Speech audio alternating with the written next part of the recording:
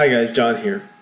I wanted to discuss quickly the SQL Server tools that are mentioned in Module 9, specifically the Query Editor, the SQL Profiler, and the Database Tuning Advisor, and how they relate to our final project that we created. First, our final project was done in Azure, and as such, I thought I'd make a local copy to my SQL Server Express edition. In doing so, I was able to complete the query editor assignment in the SQL Profiler, but I was unable to complete the database tuning advisor part because it will not run on SQL Server Express. First of all, for the query editor, I ran some stored procedures that we had as part of our project and noticed how the show plan responded and displayed, and took some screenshots of that. And then after that, I automatically generated an insert statement from our tables, one of our tables that we have in our project. Then moving on to the SQL Profiler, I ran the stored procedures again and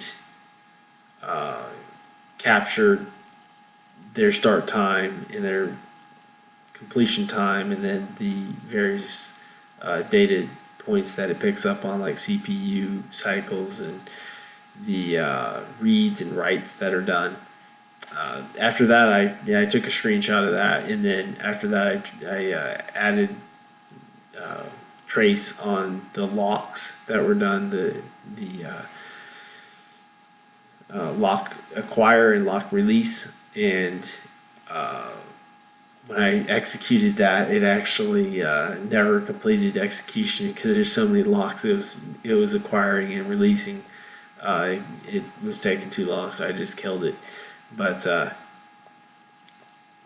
took a screenshot of that and documented that, and then I moved on to the Database Tuning Advisor, which, as I said, was unable to operate on Azure and SQL Server Express. So what I ended up doing is figuring out how it worked on Azure and writing up a little statement on that. In Azure, basically the Database Tuning Advisor is just for creating the best indices possible. So it gives you feedback on what kind of queries are most prevalent or most likely to be executed, and based on that, it figures out which columns should have, or which attributes should have indices created on them. So once that is done, you can go ahead and create the indices yourself. Well, in Azure, they're automatically created and it's automatically tuned to create these indices, so you don't have to have a database tuning advisor because it does it for you on the fly, which I think is pretty ingenious. So it almost obviates the need for this tool here. Anyways, that's my 2 cents on the different tools that SQL Server provides. Thank you.